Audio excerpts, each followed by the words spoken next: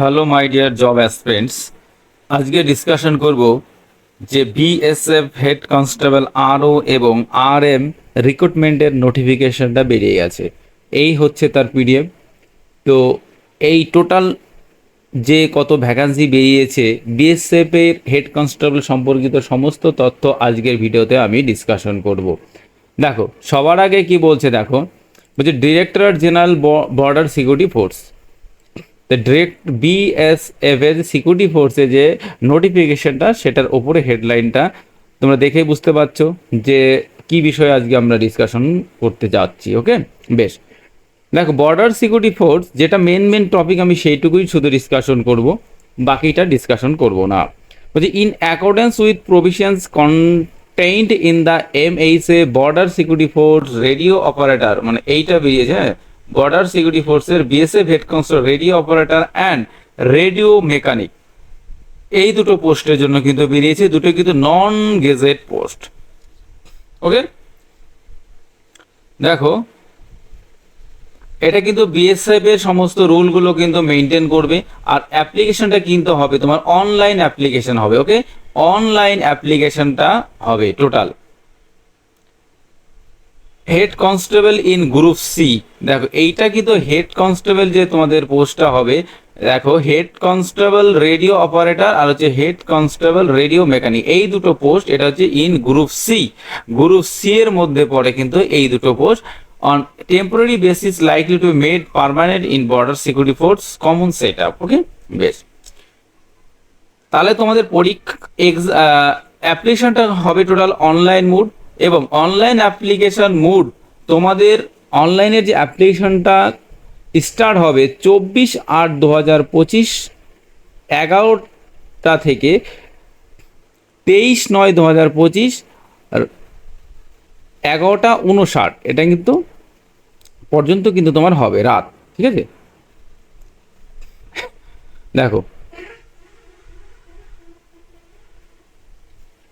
তাহলে বোঝা গেল যে তোমাদের অ্যাপ্লিকেশন স্টার্ট হবে 24 আগস্ট 2025 থেকে 23 সেপ্টেম্বর 2025 পর্যন্ত কিন্তু তোমার এই অ্যাপ্লিকেশনটা কিন্তু হবে। ওকে, বেশ।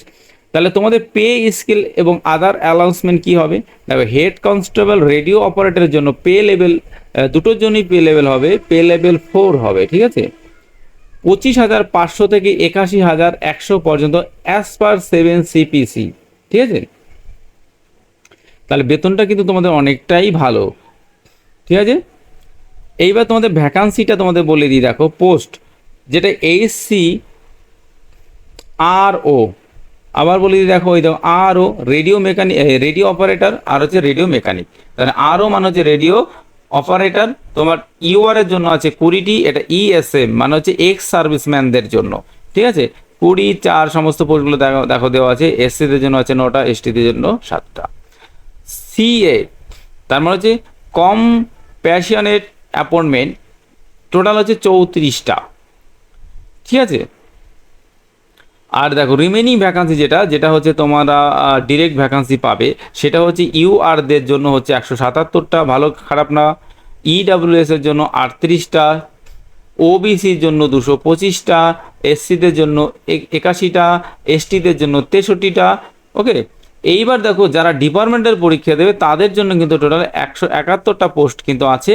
আর এসসিদের জন্য সেপারেট করেছে 32টা, এসটিদের জন্য সেপারেট করেছে 34টা। টোটাল ভ্যাকান্সি কিন্তু এইখানে দেওয়া আছে। দেখো টোটাল ভ্যাকান্সি হচ্ছে 910।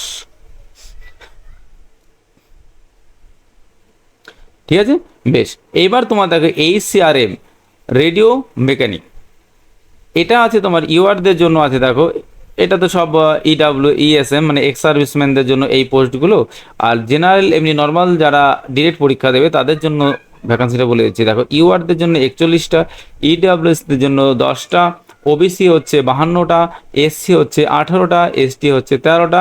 ঠিক আছে, আর এইটা তো আগে বলে দিলাম ডিপার্টমেন্টাল ভ্যাকান্সি, এটা বিএসএফদের জন্য। ঠিক আছে, এটা ডিপার্টমেন্টে যারা আছে তারা এই ভ্যাকান্সিটা দেখে নিতে পারে। বেশ, এবার তোমাদের কি প্রসেসে পরীক্ষাগুলো হবে, কি প্রসেস, কোয়ালিফিকেশন, সবগুলো কিন্তু ওর মধ্যে দেওয়া ছিল না, তো সেইটা একটা তোমাদের বলে দিই।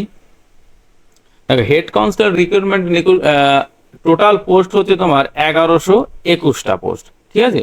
টোটাল পোস্ট হচ্ছে তোমার 1121টা।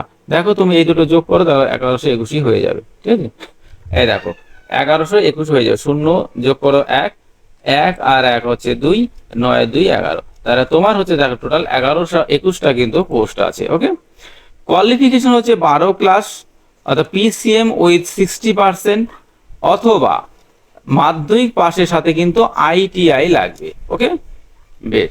এজ লিমিটটা হচ্ছে 18 থেকে 25 বছর পর্যন্ত। অ্যাপ্লিকেশন হবে 24শে আগস্ট থেকে 23শে সেপ্টেম্বর। ওকে, পে লেভেল হচ্ছে 2024 পে লেভেল 4 আর 2400 টাকা হচ্ছে গ্রেড পে। হাইট মেলদের ক্ষেত্রে হাইট হচ্ছে 168, ফিমেলদের ক্ষেত্রে হচ্ছে 157। অর্থাৎ যারা কিন্তু একটু হাইটে শর্ট আছে তারা কিন্তু এই বিএসসি এই পরীক্ষাটা কিন্তু তোমরা দিতে পারো। দেখো সিলেকশন প্রসেস কি হবে, প্রথমে হবে ফিজিক্যাল এক্সামিনেশন, তোমার শারীরিক মাপঝোপটা প্রথমে হবে। ঠিক আছে, এবং দৌড়ঝাঁপটা হবে, শারীরিক মাপঝোপ দৌড় এগুলো হবে। যাই হোক, রিটেন এক্সামিনেশন হচ্ছে তোমার সিবিটি মানে অনলাইনে পরীক্ষা হবে, রিটেন এক্সামিনেশনটা কিন্তু অনলাইনে হবে। তারপর হবে তোমার ডকুমেন্টস ভেরিফিকেশন। ঠিক আছে, যে ডকুমেন্টসগুলো লাগবে সেটা ভেরিফিকেশন করতে হবে। তারপর যে মেডিকেল এক্সামিনেশন, তারপরে কিন্তু তোমার final merit list, final merit list.